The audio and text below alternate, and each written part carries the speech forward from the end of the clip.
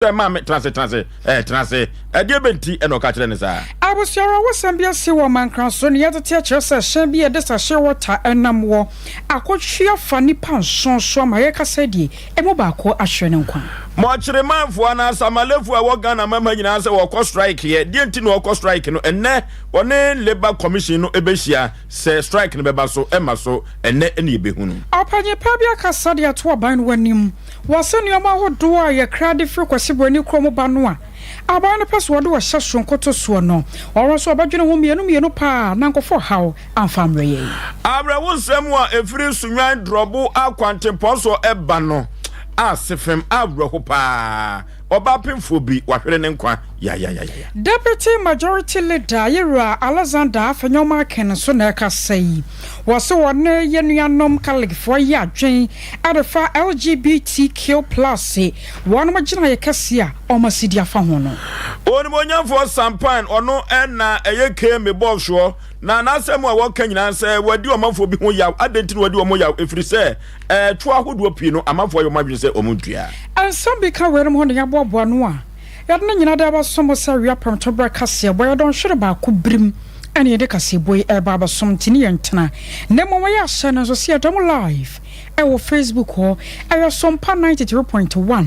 YouTube no aye Sompa TV aye maro fi wadwenkyera na sensusuye no aye na wode afford ya mai na mumani die no obuo kwa so sano sensa modo aye kenkan no eno mumadwenkyera de hia na aboatata abetime atwa so no wada mabase nyuma kobi ana aso yesene 21st clinic one mo kan ho bi so wasa ba clinic nso etuatua live pa Dr. Abe Watana so apatrapa new site cloud internet the fastest internet in the world Sompa chadia no nie yago swada ya bon kaye afei tabeta clinic se enkancho se wo kwada bia prostate ade no wo show 3 herbal center with the 3 core capsules koko masete dro no adiaba wo hia mizo anasa 5G drink na wodi apaw mena se kwaba na sanu ebeboa amadwumade biara wodi no atumi akoyi etiama asonfomie no ayaje adwadon hwere ba koyi abakenkan sam nyina da kroje se su chiamade ama wo ayeme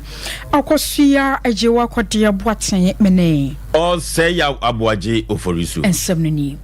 Ansamchofo hyemudie bi akoso na da dua won kramantamu eno aye special prosecutor Yera Kisia Japan na one my friend Samchofo de to one manim senyame anim ni droma bia ayada ne papi no akra adwen ya one mo special prosecutor no a aban ne power no kra no sabio agu anase mpo entiase na wo ka no wa kire mu kra mpo no wo se nei cases dodo no a ana wa tabredi akwakoduru court ye no efakase no ano ye katahye pro ye dwirim one mo nam kana chechie kwaso di o my Ghana sika na safo no nyina no ani enyama so no wose sa cases no no de akwakoduru court na arehosam no say wose a judges for bi wo ho no mu a ena sem no ekoba no se ba na asasem no won be so mo ye no suma se dwadie mu a na mo de ntoma chechere ho akwakoto atwene wose sa na ekoso ya wo no ne bonyo sokora enam so nti ene won nsem trofo di nkomo sa yamfo ya fidika se iso ye ntoma wiase amansa nyina na Ghana de hyente se wono na dwuma wo ye na ho te enimu nso da ho emframa fam awia bompa enam sunti no wo hosa ne yebaya ensam bia da babadi ne nsam na wo batabredi akokot no Ghana fo behunu mu yie sane yebaya no wakina bi sa asembe koba ho ayemfa sobo amoni pii orakisi ajaben ne nsam ne bi ni judges' opinions in cases involving the OSP and stating the position of the office on the opinion in question as to whether the opinion progresses the fight against corruption or inhibits the fight against corruption. This policy is as novel as the office itself, and much like every aspect and operation of this office, the policy has generated public debate on its propriety or otherwise. Those who applaud this policy of transparency see it for what it is: public information and assurances of the position of the office on the fight against corruption, and nothing more. Those who decry it see it as an attack on the judiciary. Indeed, I have had several calls from well-meaning lawyers admonishing me that they have heard talk that our friends who have been elevated to the bench and presiding over cases in court do not take very kindly to criticism, especially of the public calling out variety as we do, and that if the office persists in the media releases, the judges will gang up against the office and throw out all our cases. Mind you, members of the press, the collective admonition is from very senior and experienced lawyers who are men and women of the world. Members of the press, my learning of the law for the past 25 years in 3 different jurisdictions, my teaching and training of lawyers and law students for the past 17 years, my 20-year record at the bar, all bear testimony that I will be the last person to head and lead an institution to attack the judiciary. It will be absolutely of no good and utility should it be the case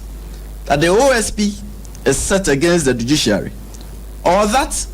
the judiciary is against the OSP. That will surely spell disastrous consequences for this republic, especially in the fight against corruption, to the unending glee of corrupt persons. Anwachi no penyepaye fasa kwanya no so bobo cases ahodo ba sanan a wano akasa de akirede akọ court na soso emu papa biada emfiri ama of rather regressive and dismissive judicial decisions in respect of cases involving the OSP with troubling consequences. And it seems to us that a careful examination of these outcomes portends a disturbing specter that the fight against corruption is being hampered to the disbenefit of us all. And I do not say these things lightly. 4 instances will suffice. In one case, OSP applied to the High Court for a confirmation of a freezing order in respect of a deceased person's estate. The judge refused to confirm the order by, in effect, holding that the OSP had come too late since the person of interest had died, and that his death had extinguished the inquiry commenced after the occurrence of death. Publicly commented on this outcome, and the danger of this outcome is obvious, members of the press. It is to the effect that the person may, in his lifetime, acquire property through corruption, and then upon his demise, happily pass on the corruptly acquired property to his estate, and by so doing, extinguish all scrutiny as to the propriety or otherwise of the acquisition of the property, because his corrupt activities were not discovered during his lifetime. In the second instance, I was on your turn and Kaya special prosecutor, your Maganemu or Rocky Ajabin. Yet one Cassiano so our Brumantemu, Nabrahusem, a free Sunyane, Drobo, Aquantin Ponso, Ebano, or for us, if you papa, na come you no a Cassiani gain, conscious in Namso. Ama de share ensia ahwere wo mokwa de ya wom kran se pemfo bi eka ho a wono so atwo nananom ensia do yama ne bofo nana poku egya homa no so ye ne no enkotwetwe nkomodi ntia ebaye ema ekwansia no ebaye nana otemeka memoa ha mejo so media panipa ne mpom te sei nyankopon adom nyare ho se mesi ye ewo sunya brekum kwantempo ndi ankaye nana ne kwaba ne sei wo hwe se de fire service fo abo mo homodin ya oma ya de pa nyamene ne kura de mini fire service for any MTTD for wo mo ese abasobo William na de eba ye nyina ne na ya joda anopa be se duba ko apa meeting ni be se aduasa menso me kodi dwuma ya bi ewo domahin kura na meba eye adwuma ewo sunyan Sompa na kanso Bas simenum kai di manimu no ana mu so mu nyina agina ne de ti ene se misi central ni de bi se ya no akwa ye duru ho no na kire se accident no asi ewo yanimu pe na wona ehunu se ma me aberewa ba ko de no ani se wo su a ana me bu pe no ko bu sa ne se ede ne si ye na de ma akwa hye no asi ye ne se car ne registration number aye BA 150 aye saloon car Toyota Corolla ono na ofri sunyan ana okobrekum ana GT 5597-22 ene ye taxi eno so efri drobo a ebe sunyan na DA 150 aye saloon car ye private car Toyota Corolla no ofri sunyan ebe sia ko aye brekum na de tia ne se oba no ana speed ye wo no oye na dwe so obeye overtaking nti overtaking na oye ye no na sprinter ba kon so a eno so load afa passenger for be say adurunum a ene magu soro ono so sane ana chese speed wo mu nti yasanka sprinter no etwema no sprinter no so se so twema no ahwe ne stia ne beto no obekum nipa nti wantwe ama no nti enam so ama salon car na ye private no emma ne free ono ne kwan no ebe fast sprinter na chi se be sprinter ne betwam nti sprinter ne twa mu wie ya o mana ba be si ne kwan na edo eko brekum no saa time no not just the GT 5597 that's 22 no so adro ono so sane a ono so the tall speed e de ba be fro pepo nti wo mu hia panyan ɛhɔ a ɛna nipa bɛ sɛ miɛnsa de eduru hɔ no na wɔn ayi wɔn a wɔn nyinaa ɛyɛ nyankopɔn dea na arɔwosɛm a ɛwɔ mu no sɛ nipa mako nsia ɛna na wɔn ɛwɔ taxi no mu a wɔn efiri dɔbɔ ɛbɛso nyan na ɛhɔ ne deɛ nipa miɛnsa wɔn hwere wɔn nkwa arɔwosɛm a ɛsan so wɔ mu no sɛ ɔbaa baako na ne ba a wɔde mfinhyia bɛyɛ sɛ miɛnsa ɛkɔ nnan enum ɛte ne nan so ana saa ba kro na wasan so nyim bosome be se ennan ekonum ni mfia le ba no kanana na oba no so akanana na de o hye yefunum so a ono so ewuye ana saa oba kro na so ne maame a enka okwa akochia no no so teka enum ene so kanana na ntia busia ba ko ne de nipa nnan ansa na ehu se driver no aka ho a yentimi mfa yensa ene ema eyi ntia frɛ Ghana National Fire Service for emo omo de mfidie betwitwa ya kopim se yeyiyi na yɛde ne kɔtɔ mɔtwe nti ni nyinaa mu no nipa mako bɛ sɛ ensia deɛ wɔn mo ewuye a deɛ na wɔka saloon car Toyota Corolla yɛ private no ɔno nso so wɔafiri mu sɛsi a meka sɛ yɛde wɔn mo akɔkɔgu brekum Holy Family Hospital mɔtwe a apolisifoɔ ne firefoɔ gu so a wɔn mo ɛyɛ asɛm no emu nhwehwɛ mu. de ɔmo atoa nananom sɛ do na ɔmo wɔn mo nya nkwa no saa bere ɔmo wɔ yi. maame baako a na ɔka taxi no ho ɔno nko a na timi nya nkwa na me nua sɛ wohwɛ ɛyɛ Sompa na hwɛ Sompa TV na kɔ Facebook na hwɛ deɛ car na yɛyɛ na maame no ɛte ase a na ne nyankopɔn ɛso bro no bɛka sɛ ɔwɔ critical condition paa yɛyi no ɛde ne afiri brekum a yɛama no sɛ yɛmfa no mmra ɛyɛ Kumase anaasɛ yɛmfa no kɔ Sunyan Teaching Hospital ɛhwɛ sɛ nyankopɔn ɛbɛtumi ama no nkwa nti ɛka nipa baako pɛ ɛwɔ saa cars mmienu a na wɔn etimi na ɔno deɛ ne deɛ epira kɛseɛ paa. Okay, nana sabre yɛbɛda ase ɛne wa manebo. Yes, we da ase. Yɛnsɛm tro ni nana poku piesie ɛna ɔte ne kana sunwa ne drɔbo akwante pɔso awie wudidi akafra abrɛho bronya no bɛba sa no adɔfo nya hweye o ɛwɔ akwante pɔso mɛsrɛ wo paa ɛyɛ asɛm o akɔhwɛ nto aso. Yɛ to so na ra wosɛm wa ne da so gyina mpanyefo sɛ afɛ ba bakwana wie ya ayane mu nsɛm dɔ so nte sɛ nyame yɛ wadom na wɔkra fie wɔbɔ wɔn paye na wɔkɔ eduru mmera wo saa ba bedura na wɔde twɛdi ampɔn na asia ma no sansa nyɛ nipa nyina ne kɔ a ayɛ wɔn saa ba beduru na yɛ kɔ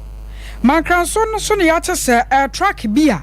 ɛde sahye wɔtaa bi abusua load ne ma ɛna de nam a yɛkɔ supply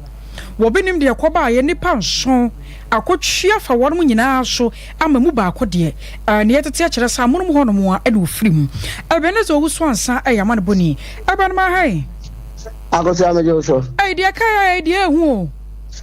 akosia enu na etimi edi ewu saa na sisi ameno kase no enipa enso na etimi epira ba ko oka ho ma ne enso no ono de oto anana no wonsie do ato yemu ho a sisi ano akwakoya hometesem ede ama adehye wo bepo so a omani abri pa kyese enya asem keto a na akosia se ne na ka no esiti enkyere mu ne ba ne yese ka ni firi Kumase ede na ni kyire mu ewo mankranso ne mpotemu ne no na nam so ma obi ehunu de koba ya saa kai etimete fa so akyese nkra ne kyire mu se wo so fueli break a wa fueli no ene de saa oye ne ni awudi semi eba ya enipa ensuin baako ato nananom wonse do a miensa ye do mu ba ye de do ma ba be gu mi mankranso na de o ka miensa aka no so de ya bo akire se mfa mepiem wo konfa no te sanse wo mu de no mu eden pa te se enya asem keto a na saa ka me kan ni ka wo no so wo lodu ensu a transp company eno ɛna wɔno nso ɛde nam a wɔde sɛ wɔsunsuo dɛsɛdɛsɛdɛsɛ a ɔde kɔ a wakɔ di sɛ we na saa friends car truck yi AS 1141 a dash 2020 a wɔno transp a adwumayɛkuo a wɔn twa nsuo ɛwɔ friends tabre ɛhɔ ɛna sɛ nsuo yi wɔ a wɔtumi de nsuo no ba supply sɛ am no kasa wɔaba abɛdi awu na car baako nso a ɛka ho a wɔn nso bɛdi nsɛnsɛm a wɔn nso pick up Hellos ni bi Toyota Hellos ni bi no wɔn nso atumi di nsɛnsɛm a sɛ am no kasa wɔn nso akyi nyinaa sɛ a sɛ am no kasa akɔakɔ ahomete sɛ ma wɔn nso ne car registration yɛ GX 8918-18 and one also one also did some na se so akosa se de ade bi si ye no abranti a wo no te se ni nia be ma ba ko ka na bona ma na to na nanu mo se do wo te ase ni ye e na ofa petrol free fi a we bi a wo de ye wa ba be twa to ka ni mama se sia no kasa no ana se ama proti for nsa kana se sia no wo so so e sha proti for kukum se sia a proti for asati e ye na se mu twetwu e ti akosa se sia de ka na tinya ba be die wo a wo kum nipa ba ko nipa so pre mo de e wo manka so be poso I just see I want no more prayer no more. Ako so so amelo ka se no e mo prayer no mi sha ababa be di manka so abaya stadium e na mi sha kan so ga ba tru e de akwa so kue mi e kan sa no so abaya stadium a we mu so no nam so mu prayer ni mu ade no ntiro ya do ma ba hospital so so de be ya we mu so ma ba ba ja ya se e wo na yafa abo ba kunkum no ma me no ya te wada ma radio bi ba wa lo wana kakra ma ya wai akosia radio bi amen mo ya te sa abajoko ya Lands and Natural Resources Committee one more power ye no one more hyase one more ye nhwemu de farm and kranso nipa me no bi a akrabo ka one ma no so ho asam te say me that akosia sa committee no ye ya wo mo de baba be ye hwehwemu na no kosem ene committee na adwuma wo mo be ye no a wo mo regional manager ono na da forest commission ano no e de wo ma no e ba ye no sema wo betu da e ma manfo bi ma ye wo ha se ati bi che se aposifo na afi nsusu no ahoma boku a wo mu wo man mu no ahyase ene forest e di enkasa ho apɛ kwampa mbefa so a ansempoti e course no o betimi apɛ anopomasi be na no kwase me na no pɛ forestry manager efri kumase ba ya oni ne mrantie ni nyina e ba be share ya enkomo mu bedi ye nyina ye tieke san se mrantie ni suro se o mu bokɔ adwuma enu ti ka ho bi ba wo mu ba be so o mu nkran se se o mu ka se ni ewie du so wo so o mu so adwire adwuma na wo mu ye no na o mu dwire o man Ghana o san se wo Ghana nyina na exo wo mu sa wo mu bo ho ban eti se sia wo mu o ka se de wo mu nyi hu bi afro wo mu se na be ya adwuma na wo mu ye no o betimi akoso aye ne kama fa asem bia enso so emre wo mu na wo mu hye mu no mu di tu ja se wo hwe ebe bia wo manfo bi mo mu forest ya forest ho ban no wo mu be hye se de be ya wo mu susu be bo mu ban se de be wo mu susu wo mu bo kwa ebrento no ho ban no wo mu susu nkonya amane na se enipa bonfo bi nko attack wo mu nemo hwehwe mu die gusu a ekoso eti wo mo be sire wo mu se wo mu nko madwuma so se de be ya wo betimi wo ba forest no wo ma bo mo ban na no kwase wo be se ne wo manfo bi mu faso forest na bretia wa ya wo mu efiri ekwan so anase wo mu jae forest no wo ahoba bo na leke sa kwakọ ya ho tesem wo mu so ntimi ntira fie ma forest ne nse kura enu ti na ta ho bi ma ne no committee ne be sia wo mu se wo mu so kura se na be wo betimi akobiem akwakọhwe forest no so e dia ama Ghana so etimi asana se awo mpa eti se sia de commission no ani adwumayefo mu ha ni na awie nhyiamu a wo mu ba be ya wo mu edi ntitimu eti efiri wo kine ekọ no e ya de se forest commission adwumayefo a wo mu epom ha nyina no wo bi e se ekọ ni nyuma so no makwa ye adwuma se be ya wo mu susu no ebetimi aboabo kwaye a ewo epom ha nyina ho ban na fe susu no wo mu susu wo mu ye adwumayefo no wo mabo mu ho ban e wa ha senti se se ade wo mu no mu nyina awie nhyiamu na forest mpanifo nyina e wa ha ne committee nyina e wa ha wo mu di nkomo kaka yo ebe na ne bada se koso afo ne di akire ma ye na nyame admen mrebe saba won che busu ma ne boni Ebeneza owuso ansan man kranso ane yete ne nkafi uma wo man Ghana mu a bitie ebi so entiye na wona wonti ye no ebi ene wona wo ye adwuma e wo mokyere ene esamalefo wo masem wo moka nyina ene se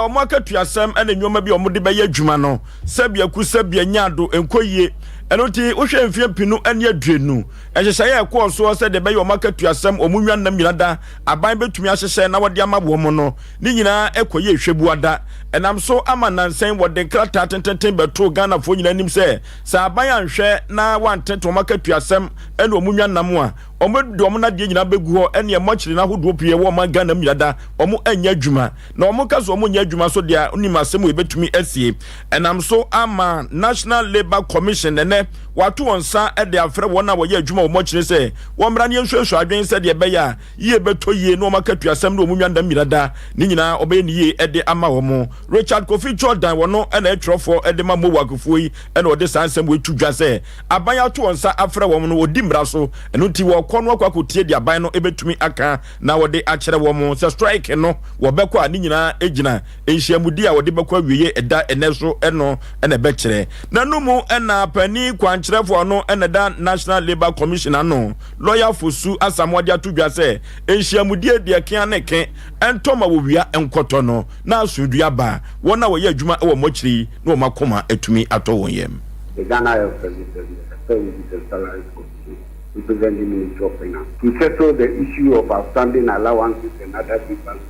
expressed and petitioned by the MOAC. You know, earlier on when we got the petition, we quickly wrote to the Ministry of Health to apprise the Commission on what steps we are taking to abet this impending strike and outlining the complaints of the mortuary workers. In fact, since then, we also invited them to today's meeting so that apart from what they were going to write to us, the other party will also be around for us to iron out the differences if there were any outstanding. So there's been a series of meetings that have gone on between the mortuary workers and the ministry, and all parties seem to have come out with something. We have received letters yesterday and today which suggest a settlement and a directive signed by the Chief Director of the Ministry of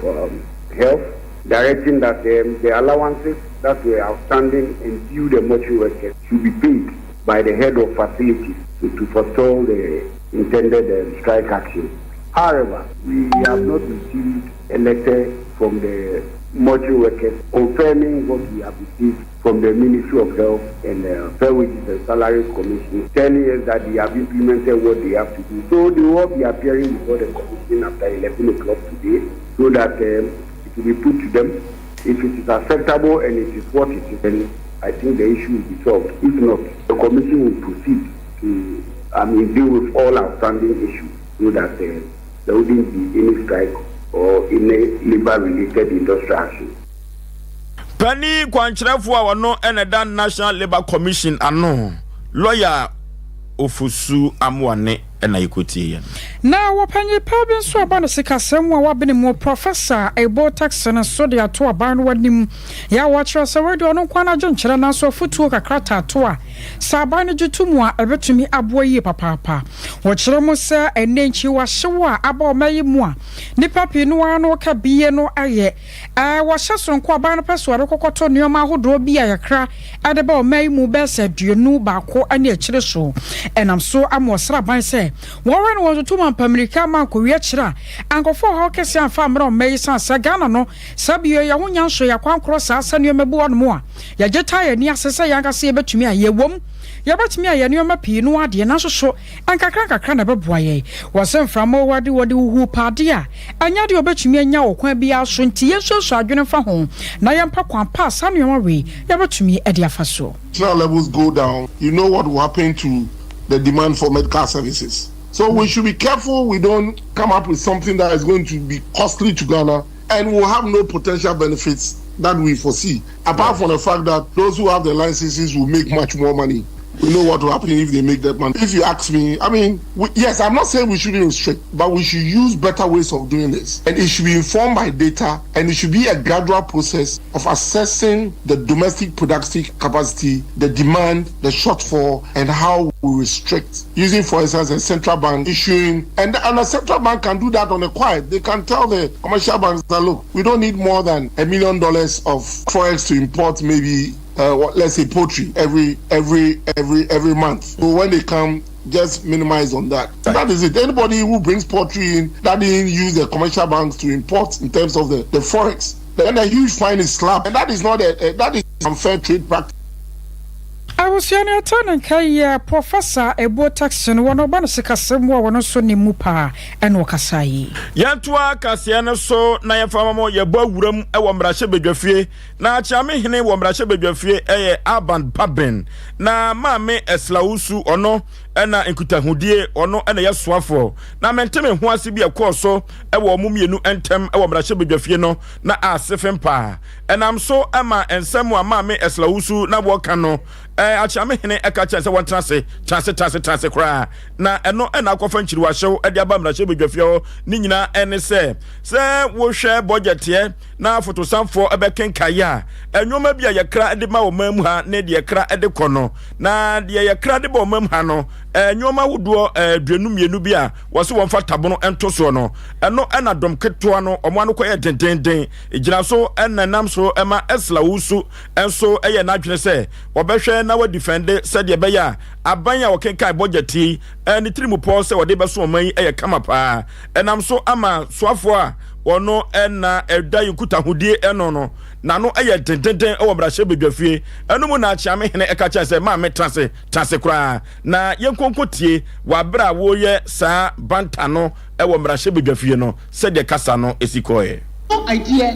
what we are debating in this house today.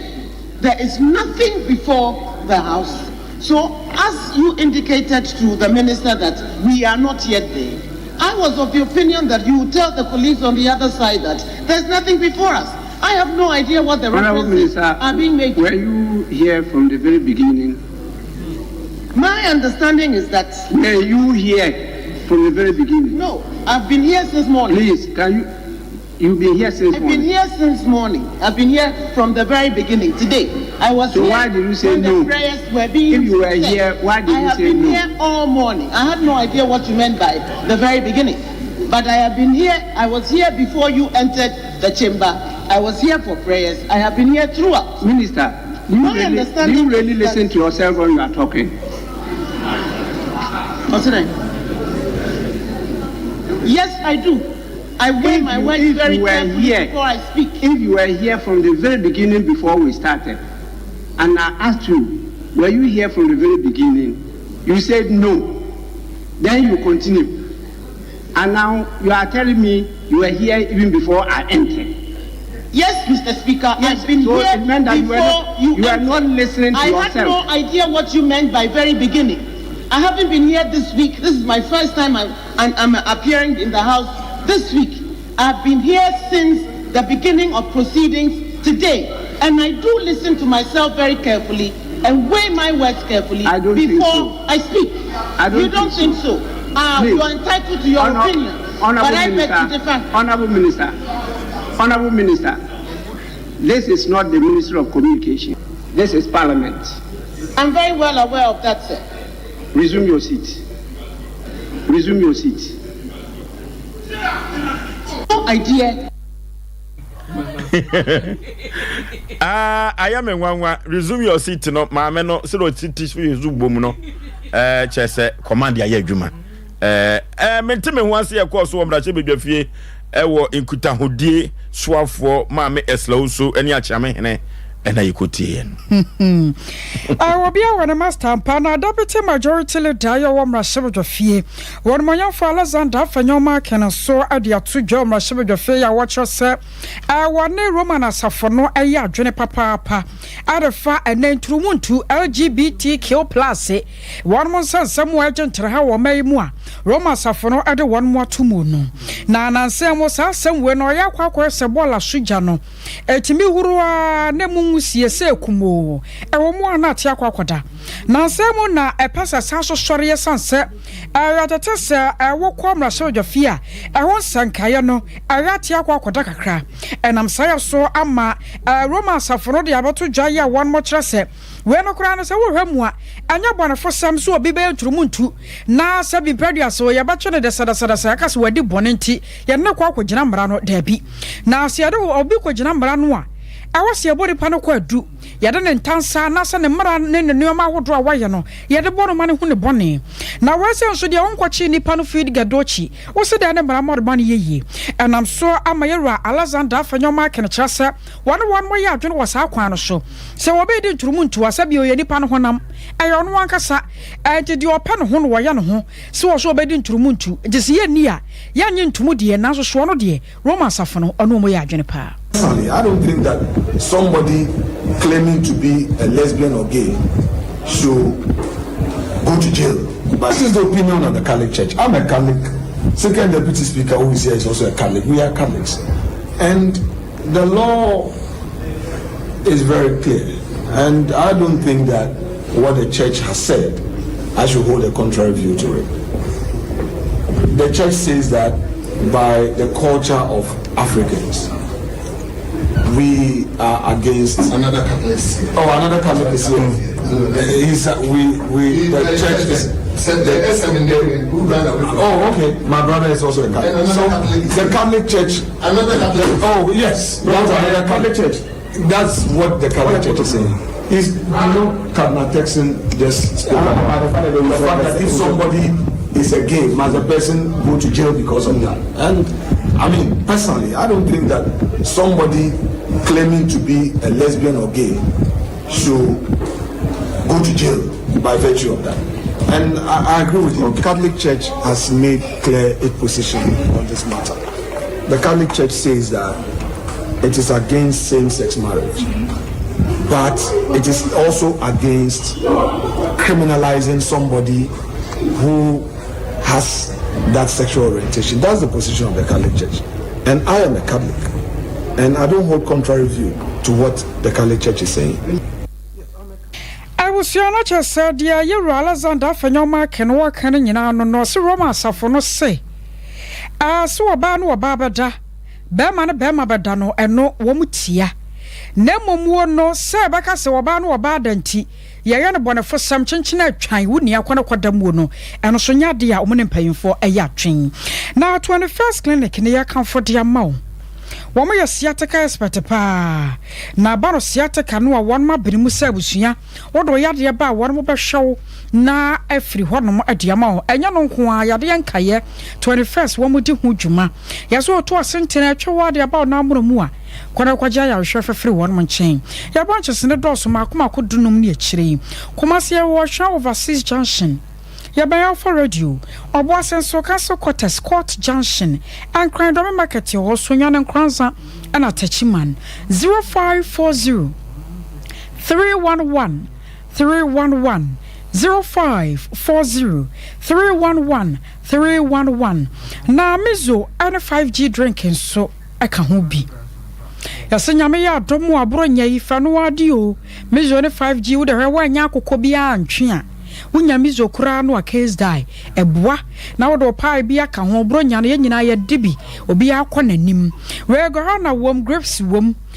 fruit and afejen say green tea no nyina hyem ase twom enti apomdin koto wunya bia dwoma so ba bia ya tobi ana wodo frɛ homa no 0246 270221 0246 270221 3A Herbal Center. Yana 3 core capsules, Coco Massiter, Drono, a diaba. A draw tatasha pa, ye chair drone kayanina. I am Timo Bako, Coco be free ho amas Yadian Swakopa. Woko Nakeba, Danny Haba, Mr. Ba, Epidanka, Ubenya Biato. 0546 107 107 0546 107 107. Tabita Clinic in you quarter BIA, dear so say. Well, prostate at the end of your running at the Hunjumatia Mount. Yasa diabetes na how we live na or power when ye be infection bin wakwa tia na sempo sisi ena ya oya Tabita Clinic in China was oba adena okojo to nyame adom so obasa sore ye de bidro kan na sayade e wo yaso ye na komase also full alignment and afen crime adena fast one food bridge obehu ye so nyano takwata krade ne ade ho fair was 0202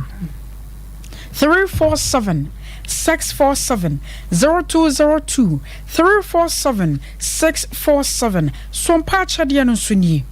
yasasa ya mo anwa milo sardine gesia bayere chasa bibia da wo de to wa anse bia no fa baka ye nsane aso ye fa de nka ho nyame ya domo December abosom de to so aduonu ba ko ene ye chache de entima wo de ne nka achi ansa na wo de apa yasra wa saye books nso abetum de aba pen pencil ne ade ne nyina no ye je na wadaro mo saye sika na wo de asia homa iso amaye 0598 559 802 0598 559 802 Edina baba ne yeta one media anasa Blizzard Foster I was so ya jina we so ya tonkrata we ba pinua enakachi 21st clinic aye sciatica expert sciatica no o nerves na wo to ase na fa wo siremu na fa wo nansia besi ase ho no se ho techema eno ene ye fa ne sciatica na etimi bubu o to ase ka wo se dwe wo sirem wo je ho ba bia enye na no na 21st clinic ba ye adwuma pa wo mu yenti abaso bo ma gine wo Ghana ha ene amono ne enya asem ketewa womu ji international awards ahodo womu ji local awards ahodo na anu nso na womu be the only sciatica research and treatment center in Africa bibrim hano ebi ni baby a ji 21st clinic nkwa womu di bibiduro ene besa o yare no masa de machine aka ho yare sabia yare bia wutimi de ko ne mama ade pa ko a womu gidi womu pa no sciatica ena stroke nso de kwa diabetes ne hypertension ne ade ne ade Ghana ha ba bia wo mo ho 0540 311 311 0540 311 311 na 21st clinic wo mo sciatica expert.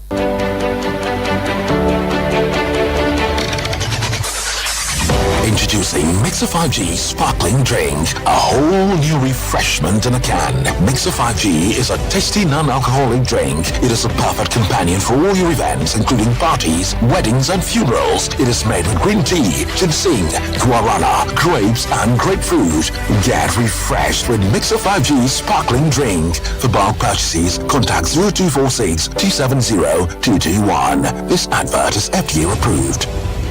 Sompa achedie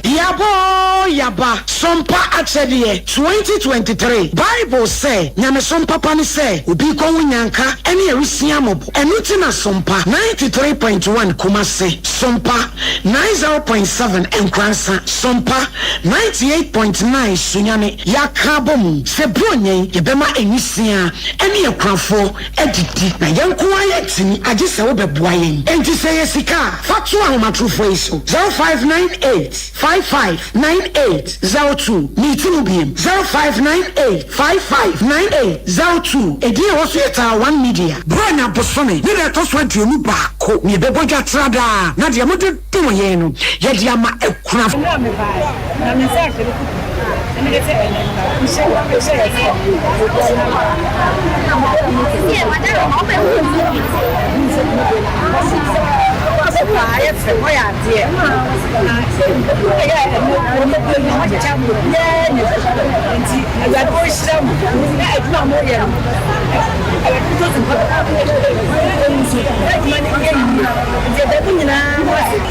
Some papa dia mulher. Onye nko ko fusu musu apo. Efi se dia mulher ya. Ti se bi sija. Se le fa se fa kwafo enyanka eni bonus. Omo wuni bie. So ne kra se. Omo wuni bie ni. Ye bi ni fe ni ya. And so mo dia fe ma mana proso. Everybody won shira mo. Bible si bi ohu platform. Everybody go be shira. So mo ku platform. Everybody shira mo anu kese apapam so be mo kese pa amen na yesika na yetuma so a wobetimi dia ba afenso se niema bi ense ye ti se mo ene yanwa so a yebeji mo a mo ye bi afie twem no emu adanse die die mo amunim Sompa achede 2023 abusuafo yamfa ye ho hyem na propose prepa obodu ponko mu ye nyankopon obi ye wiye Sompa achede 2023 ekunafo ene enyanka ne so wo mo betiti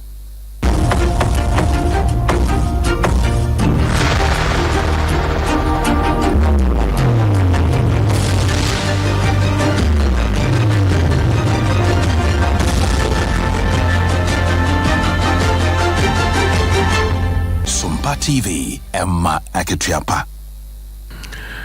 Yamashafo any atiefo nyina akwaba eba awia premtobre kase eso yentoa so emfa emamo Kumasi kropon bedwa no de otano ene odibonyafo sampan na ene wode atu edwa se ehun behia se ubetua ntoku ato se de beya yebetumi ede abo mansini ehun ebra ene ye ka wo man Ghana mu ha eto ahodo pi ene keka bom ena ya kwan ene ya sopiti ahodo nyinada yetumi ede yo eno nti ekokoba se KMA wo pesika de ni djuma entoku ato ya ena wotumi ekeka bibom na wotumi ededi om djuma na mrisanti mu no manfo dodo no ena entua sabere wode nyoma agu akwan so se de entoku ato yi ye ba bejeje na nyoma akonkai na obetumi enya sika na wode abokumase ehun ebra ormonyafo sampan no disem eni property rate so we will container a year temporary structure and sika wutia omo a operational permit container kiosk na sadema property rate a year what's the net tipo your friend to create to what say come mo efie kese ya mutimo so ame room on me side dino e ya wajapade no to create ena utia eno ne fe property rate na nya ade foforo e ya dia e wo dada fi bia ye die na fi abaye ni se e ka Ghana Revenue Authority diary e de beji ama service no na diary for no koye hweguada e say as accepted by sika na omaji amaye less than 10% of the year kasa na September 2022 ni adie enti ewa ofrata ko kan ajet no yen said that na yen no ya revert ma asepis na ni ya tie na tutuye no omututu ni ye bibia ya afeni enwa na mo editu afa ho no any day plata babo tin say na ga dia for na e ba betie sisi amia kasi sai apeti ya tie omutia but when you try to set the so mutiano the Japadia 100 no kwasia e mo be 40 something enetia e tell be akoba bia na ye tokom na ya tebie na ye ne ti asia na ni ho ana it was say as a class of schools and song and then should be told na be busumi and if wo nyina 10 cents super na e was it not so 10 no e busia body ginaso and no ko no ma just fan asem se kita wo just okra Kumasi kropon bedwa meyo odimonyafo sampan ne ena yekotie ye no na kwamotwetwen wei ekoso wa bra wo mahene yadubuache ema wiase nyina achen Ora Paul Yando ye media assistant de ma waswafo hwe adonsie ni mfidnyuma wonsam so yewra asanso boache ana wachere musa nyame no kwasem ni nani atwa video bi so a broni bi watene ba bie no akeka nsam do to ayampia erefa kata share proye bi a osuse yewra asanso boache afempimi ni donso ni mu woye ye no ho enam so amora Paul Yando akire musa enkyesa obabia nto obasoro manfo so mu maningu so sansa kwa ba na na de fi ene kamera hye bedwani say owura bia say a friend of from be say David to say wine wo hwe na atare bi kura wo say wo ye we ya odwe ho a won ti ase na wa ye video wo ka say yewura honorable minister asenso buache MP for Bantima works and housing minister 2017 minia 2017 okole ho say opese oye one district one factory ni bi one first vice chairman upper is enekwe one Mr Sunday bi na omuko ye no woni ni di nkomo wie ya omu free ho no nipa no e friend say onfa $20,000 embre no asana otime ayesa project no dem say utie sansam na o kan nyina no a eyentro utie say eyentro kese e na wo odi egu nipa no efi aje say ebisa ye no so minister share no ba bia oni no nya any form of interaction eti na akoba say abato do so a yenka bibi yensay niema yenka nsem ngum framam ensay krofo utie say enye no kra oni ni share wo ba bia so eti no ebasi ebeto ba bia no nipa bi trase bopo na ya kan nsem asay nipa bi Bantima abato adru so nti no wo say ubeka sansem we na wa asem a say mpa 2070 why now what I was your rapport Yando nene yekotie ye Ara wosemo efri gomo akusi eno ewo gomo poye mansim fifi mantem eba ne se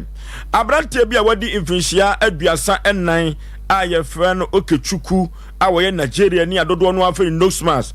sa bre omobu no akuno na ne nyina ene se ebeto odwan se Nigeria ni bi enso ekum anipa mienu ye oba ne bema wo bema no se kai ema ne nsuru nyina epuoye eno ene nam so ema de hye wo gomu akuse so abufu ya sa bre abrante Okechuku nose mask omoso abono amana na to nanom ensiedo de wo kwa aten de wo ba so aten na mom de ogina ho ani atemtrodo yekọ ne ekotie eyewitness said the auditor Sompa central for anim yekọ enu na woman da mojamu ena ye flat tax na tax ni me fan ko wini ba enti ena e bisa se ho na ye ade no enti guest na omo wo fi ho no omo hu se eye sa guy we Nigeria guy no enti e ba no na o hye dem enti ohu ye na o start se otutu ebo na e dan so lock you inside ena isu ye den ye force you na be dan no ena e right inside enti e right inside no not o kita sikan enti get no right inside na no this can wonu ena ni we ni na pie ni su na pie and yeah boys in there rush inside but yes and also kita sikan ti obi asro and I come in ko inside and I gidi o pejesi na ma so nisam asana boys ni na rush by the sun is here first one na oba time ono otifia ono na neti one compound but second one ono free akoti and mobile and say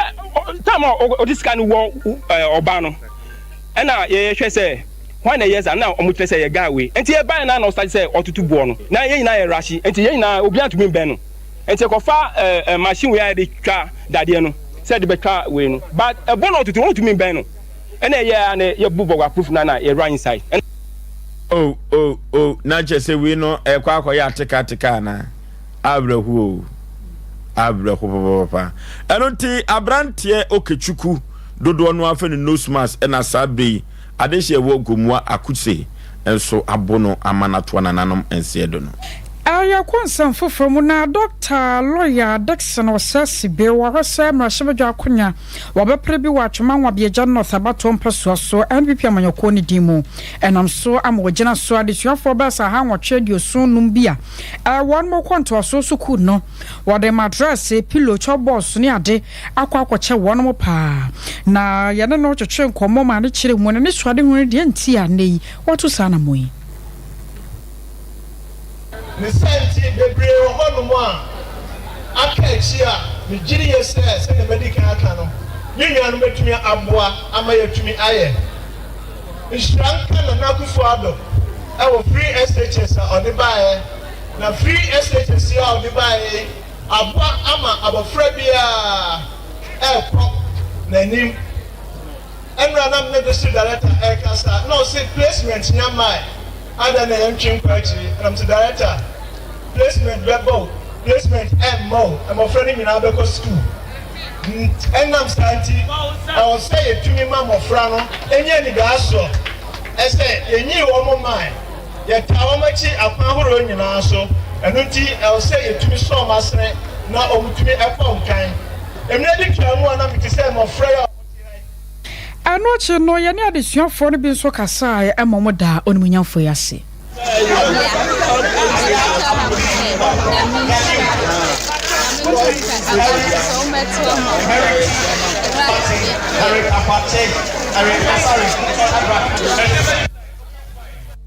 I was away ayade shebia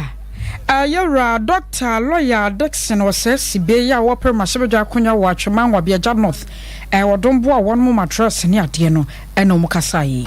Abubakar Sadiq ono ene ejinam ema NDC amanyokuo no se yentoba emfama no no kopri yedie ene puntuo emfamra de hye wo ahafo no Southwest abatuo empasua so na nasem o kan ye nyina ne se akokọ bombrekuo bon na emom eso hwem eyi de ope na wo hwem eyi de ope de na NDC amanyokuo no efri se NDC amanyokuo no na ebetumi abeyi Ghana fo nyina ede omo akọbọ asase so wo hwe osuko kurukọ amanyokuo taxes awode aba no ukura sika kura wuntumi emfa enidwa odansem wo nyina di wa bra kokansie bi ekoso na wotu mabunu no fo ene oda sansem wo nyina edi azi utokobianya NDC amanyokuo no sisia emu ayete nti wo ye babunu na wa paro sa twesta ebesra se fa wo ye dai ewuram because NDC 2025 yawo ennepa edema emabunu bia wohwɛ policy baako a yɛde to fam a MPP4 ɛho po ɛyɛ 24-hour economy ɛno mpo a ɛbaayɛ no ɔmo da a ɔmo tumi nna ɛyɛ policy a ɛreba ama babunu biara yɛ adwuma ayɛ nti yɛsrɛ mo afɔno saa address nso no mpanyinfoɔ no sɛbi yɛ district no aka ahyire yɛ district no aka ahyire 2020 yɛ kasae but nyame afa nkyɛn anyɛ dɛ afa amayɛ this time around NDC ɛɛba power yɛwɔ gyidie sɛ nyame de power no bɛyɛ dɛ ɛbɛma yɛ eti na yɛsɛ power for the youth yɛde tumi ayɛ dɛ ɛde ama youth no nti ɛma yɛkasa ɛwɔ ha me constituency chairman wɔ ha me secretary wɔ ha ɔmo nyinaa ɛyɛ support but media to be frank final game media biribiara ansi Ani a wote ye eye Abubakar Sadek ono na ejrem ndisi amanyokonum afo ano South West se yento aba emfama no no komra hye bedwafi enko prigidie enim puntu emfamra I was Millennium City and Ogomwa Eastman Cinema of Finfimantamu. I was some Saka Chiremo, Abanta Quabia Wanyan Fishiano Adrianai, we were rampo. Drone Wabanamananas or Fonyo, Nani Deep Padie, and the Coffee Richard. Now, Coffee Richard Dean, Remote Chiramosa, and Ranumrano in Sia. One and a young cobra bought one more dim comma, winning the Coba not dream. Ya watch a second, young Corin Satain, what here for her. One so some Nico Dryer Sabia, what tin another hour and Seattle. And I'm so Adeshabia now one more bonai. At the assembly quadra post for ya make us say, all right, friends, circle for Richard or phone your woo, one more quacher. Ya not dance a four and now one more will be at your chin more at the fast semi home. One way in Chimusi. Nipa na order from nature so on sorry na omonko na efo nyu wo se we twa ne stand don sorry na ye de omonko e wa na bra na mene ni ko e no no ye we okofa opeja nipa no mi hu mo jan wo fom dem nyame se enka nkra mi de menji na ho nti mi dwane be fie na me beka che madam fofo se papa na okun obi ato ho e na bra no man so ho na omo so mo dwane fan say me ba panyin de no dwane afa be fufu na boy no so fa be hye say omeka ko hunu na o ma chena omeka o man ko to no ansa na ne bra na ogina ne nche no e fa kwan say oko report to police station nti de ya ate ano no o de America betwom na sika ne sukura na yin mpo say waye bibia ato nti ya mpo ye te ekwohwe ne aka che nkrofo no say de omo ye no mo ja nti nipa na betwom wa ha akọ ti yin mpo say wakoye wa 20 pa na o twom I was for where was somewhere a seer a 150 montamu. Yatwa Cassiana Swamamo na ya Korea ye called Danase a com and no ever Kumasi Tachima quantum points so now what of say Wusha Sadia Equino SC Ira Abra who ye papa Nina say Susai and a chia for Quano so and I'm so am my Quano Fabi Ehi and I'm so am my quantum pono so fano I di pa ama droba for na abra bawa bedru any a droba for etwetwen komono sei eno chiremu echire no krene gota na da honom na esanse insu to atwe anwa ne free so banti gota na si nti insu no ba etene ba na pese ba biduru hanoma na anwa no achena ka ho na adondon ho ana ama eho no abuogum nti ema ye frɛ na amana bibise na ekoso nti omehwe mayen ene ye from so omudo omuni behwe e ka so mbaba bidi ku no am sanan san ko ye san frɛ ene ombehwe ye so hwe ayia sign billboard somebody is here ya e nad move won kra na de ababisi anum se de be ya unit nanso so no e ya de bi a aye hu yi na nsen nyame nko ana we nyama ye no ka bi kura be wura ho a nyame na ye na so pesa de anketum o paken so se no onim se wo ho yesre empanifo se we de o mada roma akom ultra san children's home on mo kwan no ho ayade ehu pa kwan wezu so cars ne overtaking etimi to aso mensa endi se nyame amfa fie na obi esi obi kwankura na o se me fanchen a amna we mu na abeto sa kwan we na ohwe kaise afri Burkina ene sampotem ho eba no a heavy duty cars na fa kwan so pa wo nti kwan na kasa we nipa kura kwa bre nti ebesere panifo se wonhwe na wonkwa asiesie na amfa wu ankwankoba ansa na mehu ya kakasa no amem eno ti adehia wono edi dwuma wokwa yi so adobafo yi na woka kira ban se wonkwa wonwa Cloud internet ana ya kan for dia mo bibia se one monye adwuma sanse wo madwuma de so ni pa so won be se wo internet na betete akwa a cloud internet opesa CCTV cameras won be install with the mawa won be na camera web hosting digital security locks ani ade your top high and love from dishe ni mu 0202 699-110. Dr. Bear Ewatano so apatapa new site. Wase yade be sickle yade. Low sperm count, prostate and gonorrhea, hepatitis, diabetes, malaria, hoeing heart, bacterial infection, syphilis and yade. Nanyina Dr. Bear de hu juma. Tano so apatapa new site no one of the abusia or na tonchia obedu pa. 0243 345-392 0243 345-392. So what's about clinic? Stroke ya dear beni mupa and watching a fibroid will liver. I walk power and then side walk what TB will bear money to me soria. I saw what's about clinic hepatitis, typhoid, cancer in your herpa or Shem School Junction and a baracassi ubehuyen. What the first OS 90243 282-629 0243 282-629. I was saying, General, so you're something in our AC. Cocoa Veronica Jando, Akosia Somoya Grace, and any was team in your damwase, or Santia Boa Benedictini and some for penny. Akosia, a Jewaka dear Boatin, enemy D. Mene. Oh, say yaw Abuaji Uforisu. Now, for real, so swakona, Mifura. Okay. Mrs. Gifty, Jeche. Na mamenchia na wiye wo bomode papa o wala ba ho no ye adwuma na me fiewura se o wiye school ache o okay 96 ton kono go oduma se enu o wiye na o mo ba be ye party nyame aduma 7 January nya asem keto ma kono go oduma se for 1996 oh wow se ne we kwa de na fie no fie na we o fiewura ba so sa na je se wona ne kan oh me fiewura de meto so an masore so no ntina me he says tie be oh ye nyantu me me fiewura nyantu me na obi obeka fiewura ho asem bia na ko bia no na one ne ti atepa oh me ne ti ye pa asetana ne ye yes Edu owura yere gift jeche ya chia wa wiei konongo odum ase 1996 year group no omso moto party ewo SG Mall bomso okay nti nyame ya dom a me to nsa afro aya be mom na to nsa afro oh se be fiera ma me kwan ma me nchia ma me jeche oyenipa oyenipa se but said you see the one dance no oyenipa nti nyame ya dom a me invite o so obi a ne do